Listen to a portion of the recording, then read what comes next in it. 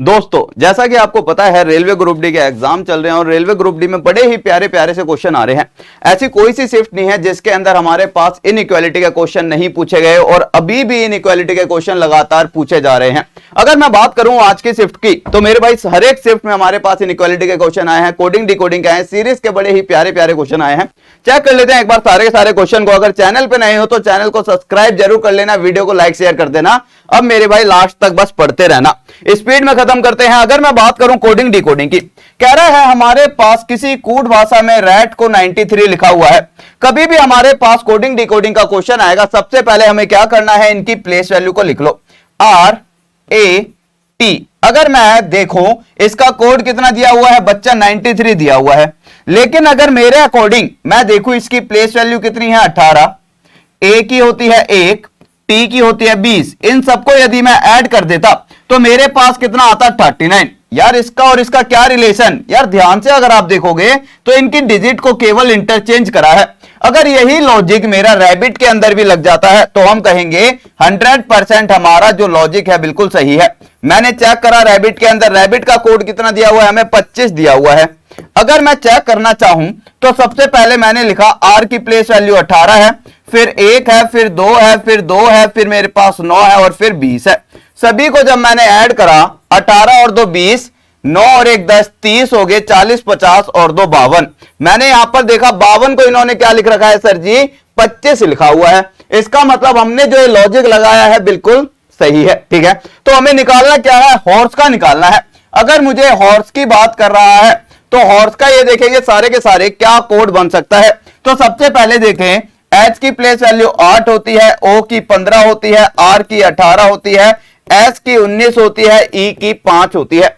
सभी को मैं ऐड करूंगा, 15 और 5 20, तो ये हो गए। ठीक है, 20 के बाद मैंने देखा यहां पर 30, 40, 40, 50, 57, 57 और 8 कितने हो गए बच्चा, 8 और 7 15, 65 हो गए। अगर मैं 65 को लिखना चाहूं तो क्या आएगा भाई, इसके अकॉर्डिंग तो 65 आ रहा है, लेकिन अगर मैं देखूं तो इसका कोड क्या बन जाएगा, 56 इसका राइट आंसर हो जाता।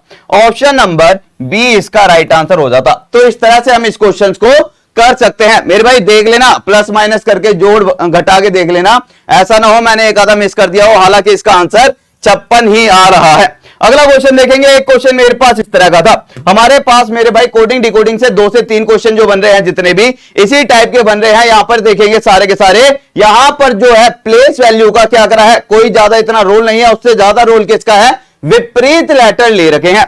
मतलब समझना, सारे के सारे कह रहा है मेरे पास सर्जन का कोड दिया हुआ है इस तरह से। अगर मैं बात करूं सर्जन की, SURGEON, सर्जन का कोड दिया हुआ है मुझे 5, उसके बाद 3, 6, 17, 19, O का दिया हुआ है 9 और N का दिया हुआ है 10। इस तरह से मेरे पास सर्जन का कोड दिया हुआ है। और हमसे पूछा किसका है बच्चा, हमसे पूछा है डेंटिस्ट का, DENTIST।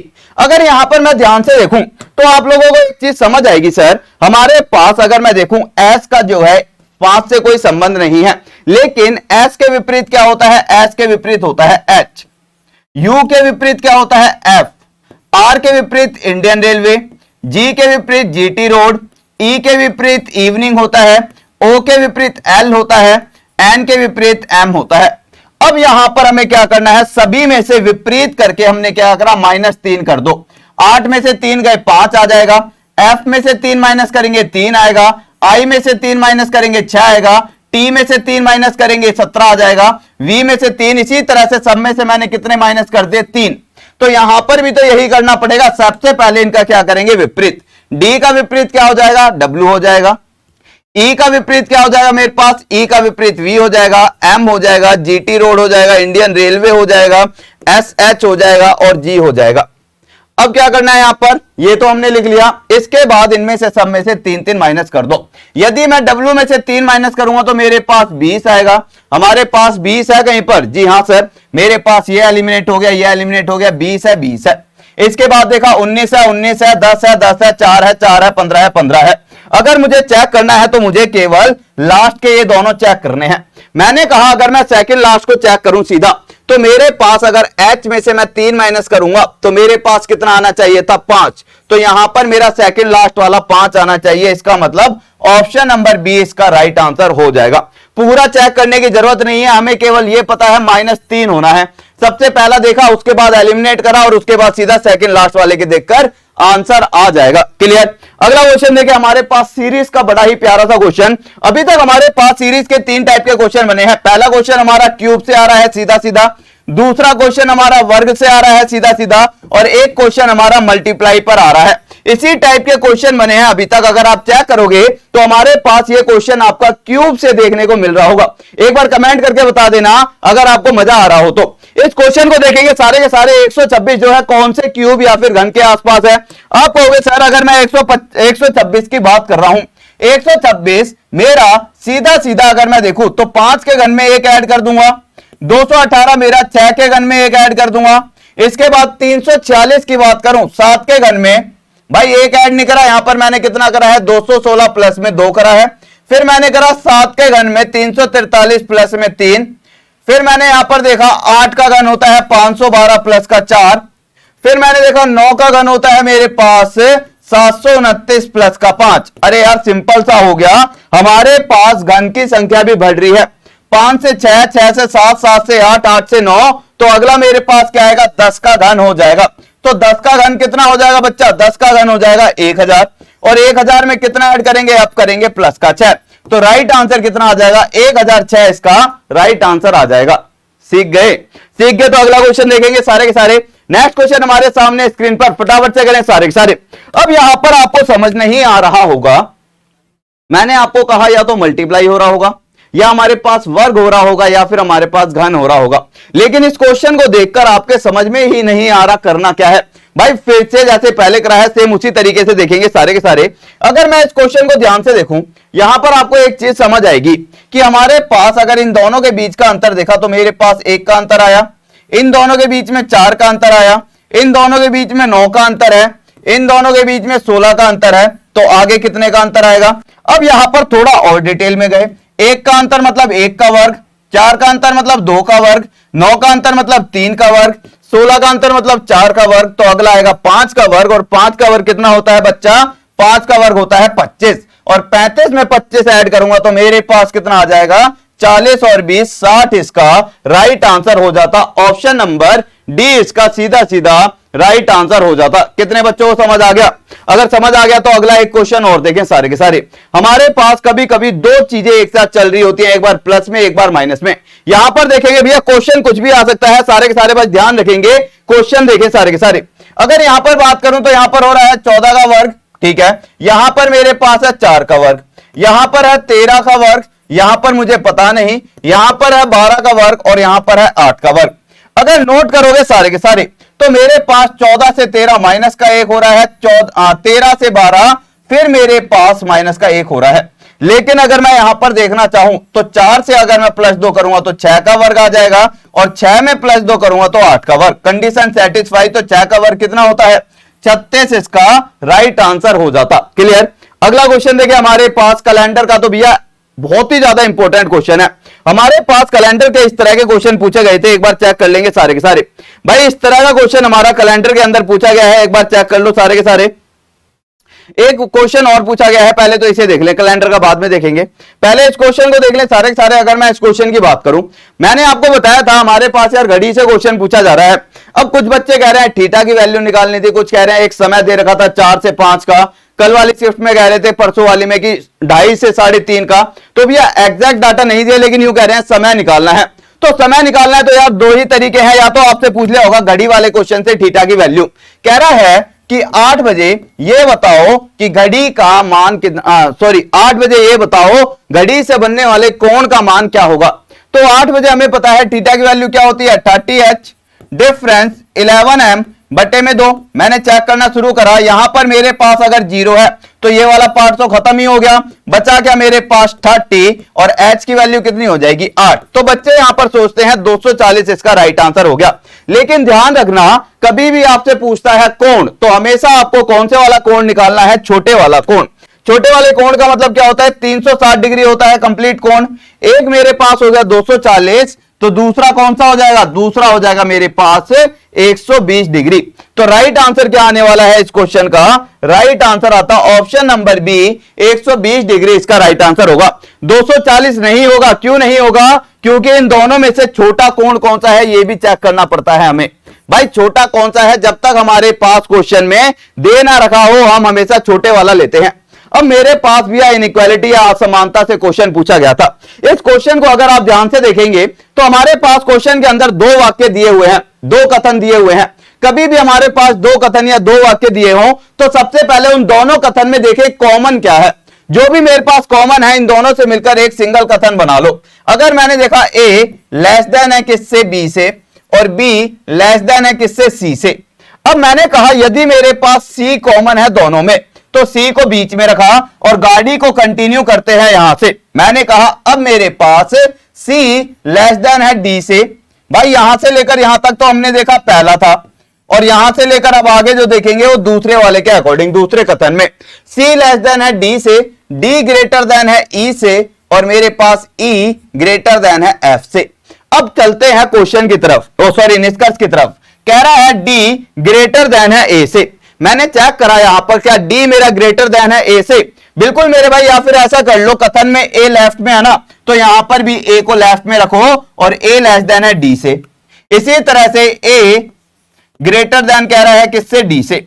अब यहां पर चेक करना, अगर मैं यहां पर नोट करूं तो इसके बीच में कौन कौन से सिंबल आ रहे हैं। ए और डी के बीच में मैंने देखा लेस देन, भाई लेस देन और लेस देन, तो राइट आंसर क्या बनेगा सर, मेरा लेस देन ही इसका राइट आंसर बनेगा।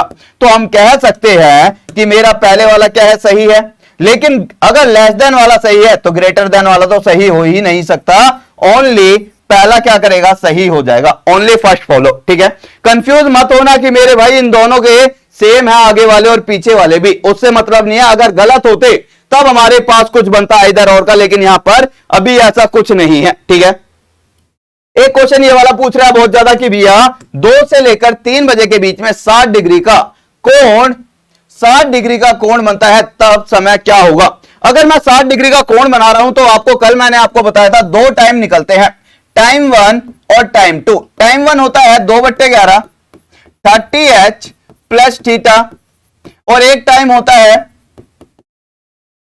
टाइम 2 होता है 2/11 30h माइनस का थीटा। इससे हमारा क्या निकलता है, मिनट निकलती है। हमें पता है कि भैया हमारे पास 2 से 3 बजे के बीच, 2 बजे के बाद ही मिलेंगे, ठीक है, लेकिन मिनट कितनी होंगी, तो यहां से हम निकालेंगे मिनट। अगर मैं यहां से पहले वाले के अकॉर्डिंग निकालूं मिनट, तो पहले वाले के अकॉर्डिंग अगर मैं इसको पकड़ता हूं टाइम 1 को, तो टाइम 1 के अकॉर्डिंग हमारा कितनी मिनट निकलने वाली है, 2/11 30।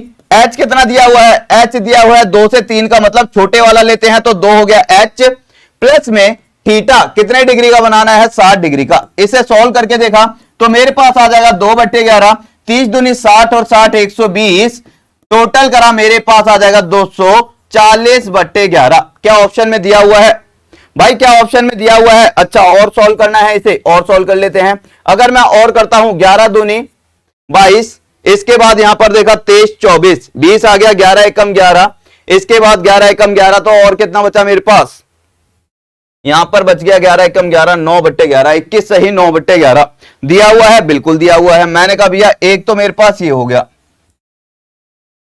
2:21 सही, 2:21 सही 9/11 मिनट पर ये दोनों क्या करेंगे, मेरे पास 60 डिग्री का कोण बनाएंगी। दूसरे वाला चेक करते हैं, टाइम 2 के अकॉर्डिंग अगर मैं चेक करता तो मेरे पास कितना आ जाता है, यहां पर मेरे पास आ जाता है, यहां पर अगर यहां पर देखता 2/11 टाइम 2 के अकॉर्डिंग यहां पर चेक करा, यहां पर हो जाएगा 30h का मतलब क्या है, 30 दूनी 60 हो गया, ठीक है, 60 यहां पर आ गया। यहां पर अगर मैं माइनस की बात करूं तो माइनस का 60 और हो गया, भैया माइनस माइनस तो 0 हो गया, इसे तो हम निकाल ही नहीं सकते, मतलब इस वाले से तो हम निकाल ही नहीं सकते। तो 60 डिग्री हमारा कब बनेगा, 21 सही 9/11 मिनट पर बनेगा, ऑप्शन नंबर बी। तो इस तरह के क्वेश्चन हमारे पास एग्जाम में पूछे जा रहे हैं। अगर मैं बात करूं डाइस की, तो बच्चे कह रहे थे डाइस से भी क्वेश्चन आ रहे हैं। एक बार चेक कर लेते हैं डाइस के, अगर हमारा ओपन डाइस का क्वेश्चन आता है तो इस तरह का क्वेश्चन आपका ओपन डाइस का बन सकता है, एक बार चेक कर लेंगे। कह रहा है हमारे पास कभी भी ओपन डाइस का क्वेश्चन आए तो एक को छोड़कर एक दूसरे के विपरीत होते हैं, तो एफ के विपरीत क्या हो जाएगा, एफ के विपरीत हो जाएगा हमारा सीधा सीधा बी, ठीक है। ई के विपरीत क्या हो जाएगा, ई के विपरीत हो जाएगा सी, और अगर मैं बात करूं ए के विपरीत क्या होगा, ए के विपरीत हो जाएगा डी। अब मुझे पता है जो विपरीत सतह होती है वो अगल बगल में तो हो नहीं सकती, इसका मतलब हमारे पास जो ये पासे दे रखे हैं, अगर मैं पूछूं कि इनमें से कौन सी आंसर आकृति है, तो मुझे पता है एफ और बी अगर विपरीत हैं तो एक साथ तो हो नहीं सकते। अगर एक साथ नहीं हो सकते तो ये गलत हो गया। इसके बाद मैंने देखा ई और सी, अगर मैं ई और सी की बात करूं, ई और सी विपरीत है, एक साथ नहीं हो सकते, ठीक है। ए और डी की बात करूं, एक साथ नहीं हो सकते क्योंकि विपरीत है। तो ऑप्शन नंबर सेकंड इसका क्या आ जाता, राइट आंसर हो जाता। अगला क्वेश्चन देखें सारे के सारे। नेक्स्ट क्वेश्चन हमारे पास स्क्रीन पर है, इस क्वेश्चन को देखेंगे सारे के सारे। कह रहा है कि हमारे पास, ये बताओ सारे के सारे, अगर मेरे पास, ध्यान से देखना, कह रहा है ये वाला क्वेश्चन नहीं, हाँ ये वाला, कह रहा है कि मेरे पास गणेश जो है दक्षिण दिशा में 5 मीटर चला और पूर्व की ओर मुड़ा। भाई सबसे पहले हमारे पास कहां पर चला है, गणेश दक्षिण में चला है। तो मैंने आपको एक तरीका बताया था सीधा सीधा, कभी भी हमारे पास इस तरह का क्वेश्चन आता है कि वो प्रारंभिक बिंदु से कितनी दूरी पर है, तो सिंपल आपको क्या करना है, यहां पर उत्तर लिखा, उत्तर के दाईं ओर कौन सा होता है, पूर्व होता है, पूर्व के दाईं ओर दक्षिण होता है, दक्षिण के दाईं ओर हमारा कौन सा होता है, पश्चिम होता है, ठीक है। अब मैं कह रहा हूं सबसे पहले 5 मीटर कहां चला है, दक्षिण में। अगर 5 मीटर दक्षिण में चलाऊंगा तो यहां पर आ गया 5 मीटर चला होगा। इसके बाद वह पूर्व में चला है 5 मीटर, ठीक है। उसके बाद उसने बायां लिया, अगर मैं पूर्व से बाईं ओर मुड़ूंगा तो मैं उत्तर में पहुंचूंगा, उत्तर पहुंच के वह कितना चला है, 10 मीटर। लास्ट में कह रहा है उसने यहां से भी बाएं टर्न मुड़ा, अगर यहां से बाएं मुड़ा होगा तो कहां आ गया, यहां पर तो कुछ है ही नहीं, तो वह पहुंच गया कहां पर, पश्चिम में, और पश्चिम में भी वह कितना चला है, 5 मीटर। एक को छोड़कर एक दूसरे को क्या कर सकते हैं, डिफरेंस देखो। अगर मैं इनका और इनका डिफरेंस देखूं तो मेरे पास बड़ा कौन सा है, उत्तर, तो यहां पर आ गया 5 मीटर उत्तर, ठीक है। अगर मैं इन दोनों का डिफरेंस देखूं 5 मीटर और 5 मीटर का, तो 5 और 5 जीरो, माइनस में आ गया 0, तो राइट आंसर कितना आ गया, 5 मीटर वह व्यक्ति उत्तर की ओर है। अगर हमसे केवल दिशा पूछी है तो 5 मीटर आ गया, अगर हमसे डायरेक्शन भी पूछता तो उत्तर इसका राइट आंसर हो जाता कि 5 मीटर उत्तर में है अपने प्रारंभिक बिंदु से। अगला क्वेश्चन देखें सारे के सारे। क्वेश्चन क्या कह रहा है हमारे सामने, क्वेश्चन स्क्रीन पर। कभी भी मेरे पास लॉगिज्म का क्वेश्चन आता है, क्वेश्चन के अंदर आपको ध्यान से देखना है हमारा केस चल क्या रहा है। हमसे कह रहा है कि अगर हमारे पास कुछ टेबल लकड़ी हैं और कुछ लकड़ी भूरे हैं, ठीक है। अब मैं निष्कर्ष पर आया, भूरे और टेबल, अगर मैं भूरे और टेबल की बात करूं तो मुझे पहले और दूसरे की जरूरत है, ठीक है। लकड़ी और टेबल की बात करूं तो मुझे केवल पहले की जरूरत है। अगर हम कुछ से बात कर रहे हैं, किससे, कुछ से, तो कुछ वाले केस में अगर मैं पहले वाले की बात करूं, कथन में कुछ है और निष्कर्ष में कुछ, भैया केवल पहले पहले से, तो हमारा क्या होता है, 100% फॉलो करेगा। लेकिन पहले और दूसरे से निष्कर्ष आने के लिए हमारा इन दोनों में क्या होना चाहिए, कनेक्शन। कनेक्शन कैसे बनता है, इन दोनों में कुछ कॉमन होना चाहिए कथन के अंदर। हमने देखा यहां पर लकड़ी है, ठीक है, लकड़ी है, ठीक है, लेकिन किसी एक के पास 100 भी होने चाहिए, इसके पास 50 है, इसके पास 50 है, किसी के भी पास अगर 100 नहीं है तो इन दोनों से मिलकर निष्कर्ष नहीं निकलेगा। तो राइट आंसर क्या आ जाएगा, ओनली सेकंड फॉलो। हालांकि इसको आपको डिटेल में पढ़ना है तो मैंने आपको क्रैश कोर्स के अंदर डिटेल में भी पढ़ा रखा था, सारे भाई जाकर क्रैश कोर्स में एनरोल कर लेना और आराम से पढ़ सकते हैं उसके अंदर जाकर। ये क्वेश्चन देखे सारे के सारे, कह रहा है camera table furniture, Venn diagram का क्वेश्चन बहुत ज्यादा इंपॉर्टेंट है, हर एक शिफ्ट में पूछा गया है इस तरह का क्वेश्चन। अगर मैं बात करूं कैमरा, भाई कैमरा तो हमारा अलग हो गया, भाई कैमरा तो हमारा अलग हो गया, लेकिन फर्नीचर में हमारे टेबल भी आ जाते हैं, कुर्सी भी आ जाती है। तो हमारे पास अगर मैं बात करता हूं फर्नीचर की, तो फर्नीचर के अंदर हमारा क्या आ जाएगा, टेबल आ जाएगी। और इसका राइट आंसर क्या आएगा, आपको दिख रहा होगा, अगर मैं फर्नीचर के अंदर टेबल को बनाता हूं, ऑप्शन नंबर सी इसका राइट आंसर हो जाता। क्लियर, सारे भाई समझ गए हैं। एक क्वेश्चन और देखेंगे सारे सारे। अगर मैं सिलोगिज्म के क्वेश्चन की बात करूं, इस क्वेश्चन को देखें सारे के सारे। कह रहा है कि हमारे पास सबसे पहले चाहिए धातु और रेजर। धातु कहां पर है मेरा, धातु यहां पर है, रेजर मेरा यहां पर है, मतलब पहले और दूसरे की जरूरत पड़ेगी। जी हां सर। कह रहा है धातु और ब्लेड, धातु और ब्लेड मेरा केवल मेरे को दूसरे की जरूरत पड़ेगी। अब मैंने कहा पहले तो उसे कर लेते हैं जो केवल एक ही कथन से आया हो। अगर यहां पर मैं चेक करूं, मेरे पास यहां पर कितना है भैया, इसके पास 100 है और इसके पास 50, और खर्च यहां पर कितने कर रहे हैं, 50-50 कर सकते हैं। जी हां सर, तो सेकंड वाला तो सही हो गया। मैंने कहा पहले वाले को चेक करने के लिए मुझे पहले दूसरे में कनेक्शन चाहिए। कनेक्शन के लिए कुछ कॉमन होना चाहिए, क्या कॉमन है, बिल्कुल है। किसी एक के पास 100 है, बिल्कुल 100 है किसी एक के पास, अगर है तो कनेक्शन हो जाएगा। अब चेक करते हैं खर्चा। मैंने यहां पर खर्चा जब चेक करा तो रेजर की जेब में 100 रुपए है, धातु की जेब में 50 रुपए है। धातु ने खर्च करे 100 रुपए, अरे यार जेब में 50 रुपए खर्च 100 रुपए कर ही नहीं सकता, तो हमारा फिर से ये गलत हो गया। Only second follow, only second follow या फिर केवल सेकंड अनुसरण करने वाला है। इस तरह से हमारे पास क्वेश्चन बनते हैं किसके, स्लोगिज्म के। उम्मीद करता हूं आपको चीजें समझ आई होंगी और ये क्वेश्चन आपके लिए हमेशा की तरह होमवर्क के लिए है। अच्छा, आप लोगों ने कल एक क्वेश्चन मैंने आपको दिया था, कई सारे बच्चों ने मेरे भाई सही आंसर दिया था। वेरी गुड यार, बड़ा अच्छा लगता है जब आप लोग आंसर करते हो कमेंट करके। तो मेरे भाई इसका भी राइट आंसर देंगे। हमारे पास चमड़ा है, पानी है और जंतु है या फिर एनिमल। मुझे इन तीनों के बीच में रिलेशन बताना है, कमेंट करके जरूर बताना। और क्लास अच्छी लगी हो तो कमेंट करके जरूर बताना।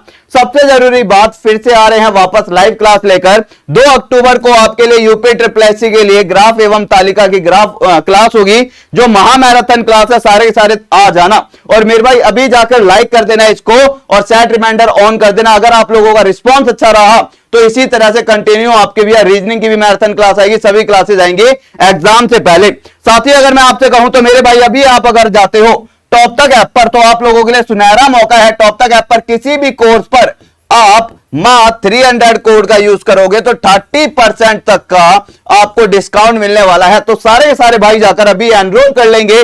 चाहे आपके सामने कोई सा भी कोर्स दिखे, चाहे यूपी SSSC का कोर्स दिखे, क्रैश कोर्स दिखे, फाउंडेशन कोर्स दिखे, चाहे आपको क्रैश कोर्स मैथ का दिखे, मैथ के बाप कोर्स के अंदर भी अगर आप 300 कोड का यूज करते हो तो आपको 30% तक का डिस्काउंट मिलेगा।